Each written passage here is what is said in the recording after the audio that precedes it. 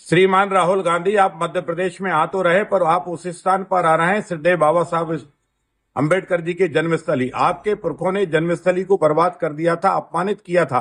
Bharatiya Janata party की सरकार, सुखदेवलाल पटवा जी की सरकार ने बाबा साहब के अंबेडकर जी के जन्मस्थल का जो है विकास किया। अटल बिहारी वाजपेयी जी ने विकास किया।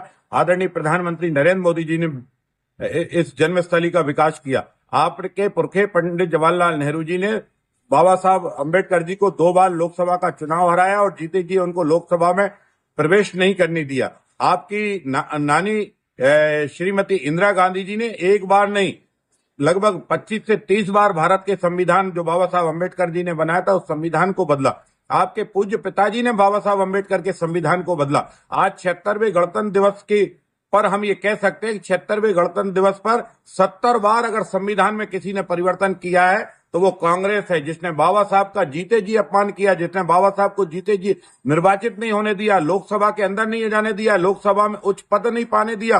बाबा साहब की आवाज को बार बार कांग्रेस ने दबाने की कोशिश की। श्रीमान राहुल गांधी जी, अगर आप माफी मांगे बाबा साहब के अनुयायियों से, बाबा साहब से नाक रिगड़ कर माफी मांगे। जो पाप, जो अपमान बाबा साहब का आपके पुरखे पंडित जवाहरलाल नेहरू जी ने, श्रीमती इंदिरा गांधी जी ने, श्रीमान राजीव गांधी जी ने और किया है, उससे ज्यादा अपमान कोई कर नहीं सकता।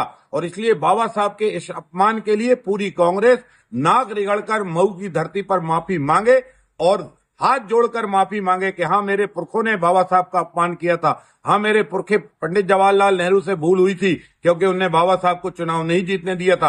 हाँ, मेरी दादी ने तानाशाह बनाकर लोकतंत्र की हत्या करके संविधान को बदला था, आपातकाल लगा था। हाँ, मेरे पिताजी ने जो है साहबानो प्रकरण में संविधान बदला था और 70 बार संविधान बदलने का महापाप कांग्रेस ने किया था। जो बाबा साहब अंबेडकर की संविधान की आत्मा थी उसको बार बार बदला है। लेकिन हमने कसम खाई है, मोदी जी ने कसम खाई है, बाबा साहब के अंबेडकर के संविधान का अक्षरशः पालन होगा।